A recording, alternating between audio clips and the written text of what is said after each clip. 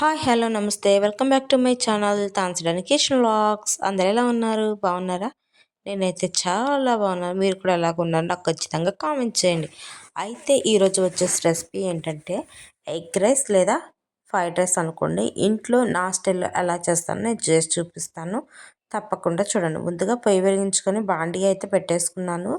దానిలో కొంచెం ఆయిల్ వేసేసి ఆయిల్ వేడవగానే ఒక 4 గుడ్లు లేదా 6 గుడ్లు తీసేసుకొని మంచిగా వాటిని మీరు ఇంకా నేనైతే డైరెక్ట్గా వేసాను, కానీ మీరు ఇంకా 6 గుడ్లు ఒకే దానిలో వేసేసుకొని మంచిగా ఎల్లోని వైట్ని బాగా మిక్స్ చేస్తే ఇలా ఆయిల్లో వేసినప్పుడు చాలా ఫ్లఫీగా అయితే వస్తుంది.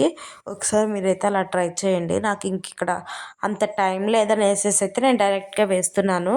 మీరైతే అలా ట్రై చేసి చూడండి. మంచిగా ఒక బౌల్లో ఈ 6 ఎగ్స్ కొట్టేసుకొని మంచిగా బాగా మిక్స్ చేయండి. కొంచెం బాగా వైట్గా నురగొచ్చే వరకు మిక్స్ చేసి దాన్ని వేయటం వల్ల చాలా ఫ్లఫీగా అయితే వస్తుంది. అలా వచ్చే దాన్ని మీరు ఇలా కట్ చేయటం వల్ల చాలా ఎమ్మీ ఎమ్మీ టేస్ట్ అనేది అయితే వస్తుంది. ఇంకెలా మనం ఎగ్స్ వేసేసుకొని వాటిని బాగా ఫ్రై అనేది అవనివ్వాలి. ఇలా కొంచెం మంచిగా ఫ్రై అయిపోయాక వాటిని మంచిగా వేపుకుంటూ కొంచెం లైట్గా చేంజ్ అయ్యే వరకు కలర్ మనం కొంచెం లైట్గా బ్రౌన్ కలర్ వచ్చే వరకు లైట్గా చేంజ్ చేసుకున్నాక ఈ కలర్ బాగా వేగిపోతాయి కదా. అలా వేగిపోయాక వాటిని తీసేసుకొని మనం ముందుగా కోసి పెట్టుకున్న క్యారెట్, క్యాప్సికమ్, క్యాబేజీ, మిర్చి ఇంకొంచెం జీలకర్ర వేసేసుకొని వీటిని బాగా ఫ్రై అనేది అయితే చేసుకుంటూ ఉండాలి. ఇవి ఫ్రై అయ్యేలోపు మనం మిల్ మేకర్ను వేడి నీటిలో కడిగేసుకుని ఉంచుకున్నాం అనమాట.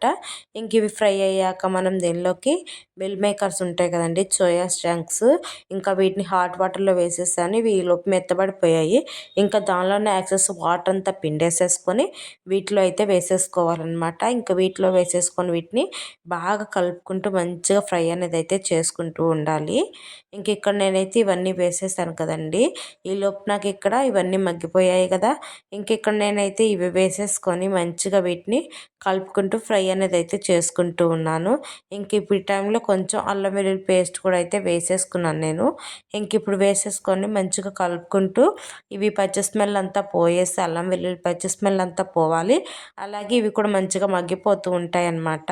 ఇంక ఈలోపు మూత పెట్టేసుకొని నేను ఒక 5 మినిట్స్ పాటు మంచిగా ఫ్రై అనేది అయితే చేసుకున్నాను. ఇంక ఈలోపు నాకు ఇక్కడ మంచిగా మగ్గిపోయాయి.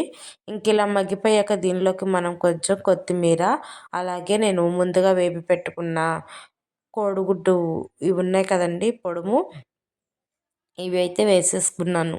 ఇంక ఇలా వేసేసుకొని కలిపేసుకొని మళ్ళీ ఒక 2 నిమిషాలు మూత పెట్టి మంచిగా మగ్గించేసుకోవాలి. ఇలా మగ్గిపోయాక మళ్ళీ ఒకసారి కలుపుకోవాలన్నమాట.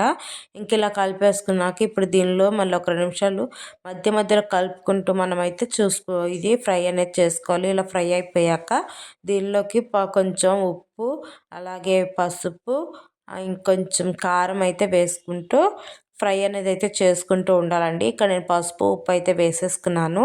ఇంకా వేసేసుకొని మంచిగా కలుపుకొని ఒక 2 నిమిషాలు అలా ఫ్రై అయ్యాక దీనిలోకి మనం కారం అనేది చూసి వేసుకోండి.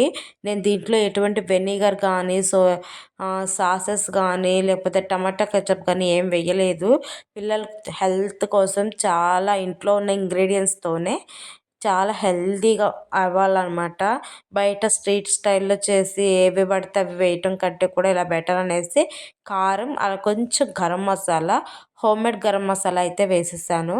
ఇంక ఇవి వేసేసి నేను మంచిగా ఇవి ఫ్రై అయిపోయాక మనం ముందుగానే అన్నం వండి అయితే కొంచెం పలుకుగా అయితే వండానండి.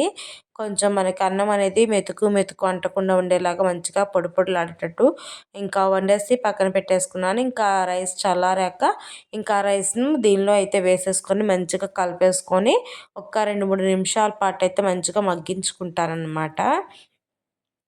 ఇంకా బయట పిల్లలకు తీసుకొచ్చి ఏ అంటే వాళ్ళు ఎటువంటి ఆయిల్ వాడతారో తెలీదు. ఎటువంటివి అంటే ఇంగ్రీడియంట్స్ వాడతారో కూడా తెలీదు కదా. దానికంటే కూడా మనం ఇంట్లో పిల్లలు అడిగినప్పుడు ఇలా చేసి పెడితేనే చాలా హెల్తీగా ఉంటారనమాట. బయట ఫుడ్ పెట్టే కంటే కూడా ఇలాగ మనం ఇంట్లో హోమ్మేడ్గా చేసి పెడితే చాలా ఇష్టంగా కూడా వాళ్ళు తింటారు. ఇంకా నేనైతే నా స్టైల్లో ఇలాగే చేసి పెడతాను.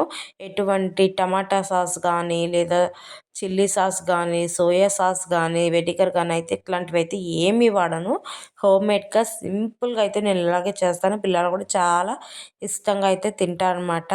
మీలో ఎంతమంది ఇలా చేస్తారో కూడా కామెంట్ చేయండి. ఓకేనా ఫ్రెండ్స్, ఇదైతే ఇదైతే నా స్టైల్లో చేసే ఎగ్ రైస్ లేదా ఫ్రైడ్ రైస్ ఏదైనా మీ ఇష్టం.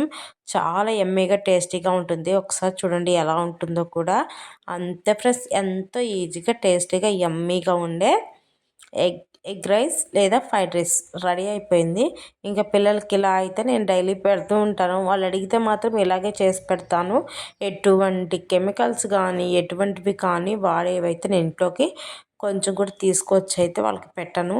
ఇదైతే నా స్టైల్లో చేసిన ఎగ్ రైస్ లేదా ఎగ్ ఫ్రైడ్ రైస్ ఏదైనా మీ ఇష్టం, ఏదనుకుంటే అది. ఇంక ఇదైతే నా స్టైల్లో. ఫస్ట్ టైం ఎవరైనా నా ఛానల్ చూస్తే సబ్స్క్రైబ్ చేసుకోండి. Thank you for watching. Bye bye.